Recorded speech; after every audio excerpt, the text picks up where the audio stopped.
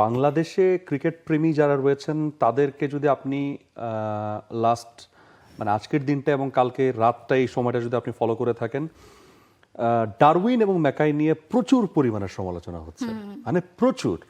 এবং এই টাইপের কমেন্টস কিংবা এই ধরনের বিভিন্ন জায়গায় লেখনী দেখেছি যে বাংলাদেশকে কি তাহলে অপমান করলো অস্ট্রেলিয়া, বাংলাদেশের ক্রিকেটকে কি তারা যাচ্ছে তাই ভাবে, বাংলাদেশের ক্রিকেটকে নিয়ে মানে তারা কি বাংলাদেশকে কোনো গুরুত্বই দিচ্ছে না, যেটা আপনি 2017 সালের একটা রেজাল্টও মানে আপনি বলছিলেন যে অস্ট্রেলিয়া হেরেছিল বাংলাদেশের সঙ্গে।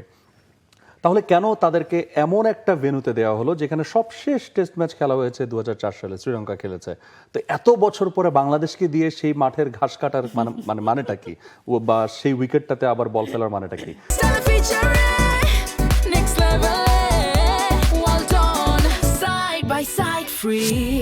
এইটার খুব একটা সায়েন্টিফিক একটা কারণ আছে। মানে এখানে আমি প্রথমেই আশ্বস্ত করতে চাই আমাদের দর্শকদেরকে যে এখানে অস্ট্রেলিয়া তারা বাংলাদেশকে আসলে এখানে অপমান করেনি। এখানে একটা তাদের ভৌগোলিক অবস্থানগত একটা ঝামেলায় তারা পড়েছে, মানে একটা মধুর সংকট তাদের তৈরি হয়েছে।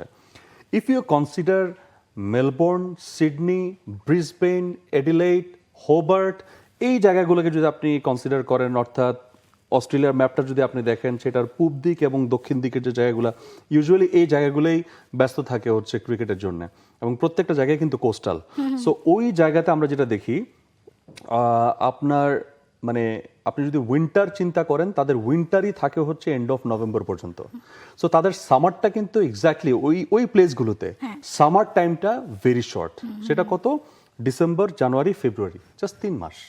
সো এই 3 মাসের সামার টাইমে তাদের এত ব্যস্ত শিডিউলকে অকুপাই করা, এটা আসলে কোনোভাবেই সম্ভব না।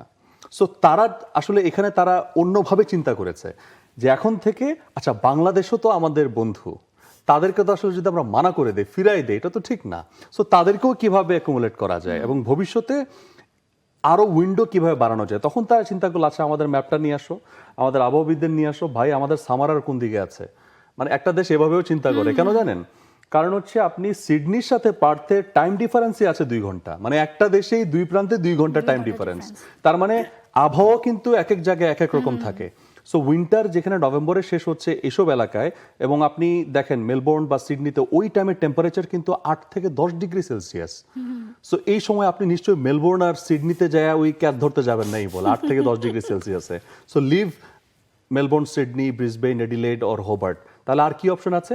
তাদের একবার নর্থে চলে যান আপনি, সেখানে আছে ডারউইন। ডারউইনে এই অগাস্টে, যেখানে অন্য সব জায়গায় এই অগাস্টে টেম্পারেচার হচ্ছে 8 থেকে 10, ডারউইনের টেম্পারেচার হচ্ছে 21 থেকে 30। গ্রীষ্মকাল চলছে সেখানে। ভেরি নাইস না? গ্রীষ্মকালটা মানে এখনো আসেনি, আসি করছে এই সময়টা।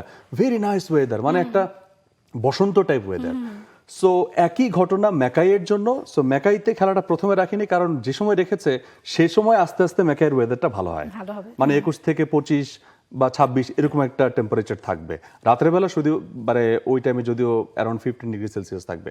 সো মূলত টেম্পারেচার বিবেচনায়, সামার বিবেচনায়, যে আরেকটা জায়গাতে এই টাইমে কিছুটা সামার উকি দেয়, সো তাহলে ক্রিকেটটাকে ওইখানে শিফট করো। কিছুদিন আগে আপনার মনে আছে যেটা টপ এন্ড টি-20 সিরিজ, মানে সেটা কিন্তু ওই অঞ্চলে হয়েছিল। কেন হয়েছে? এই অ্যাডভান্টেজটার কারণে।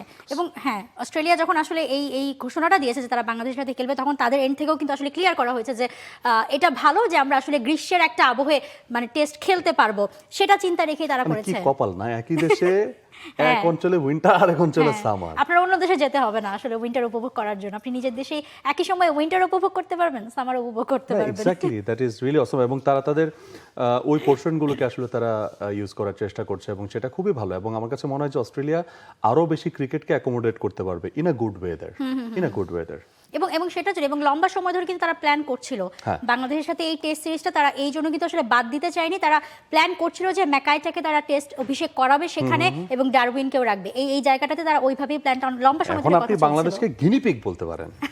হ্যাঁ, যে আমাদেরকে আপনি দিয়ে আবার তেতিয়ে দেবেন দর্শকদের। হ্যাঁ, আপনি আবার কিন্তু মানে তেতিয়ে দেবেন দর্শকদের এসব বলে, ঠিক আছে? তখন পুরো আলোচনার মধ্যে দর্শকরা এটাই ধরবে যে বাংলাদেশকে কি গিনিপিগ বানানো হলো।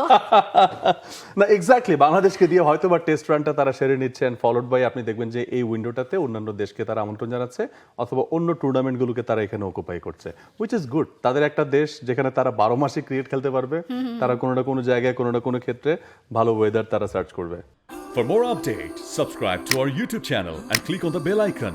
Follow us on Facebook and Instagram. Download T-Sports app to enjoy exciting games and highlights. Visit tsports.com.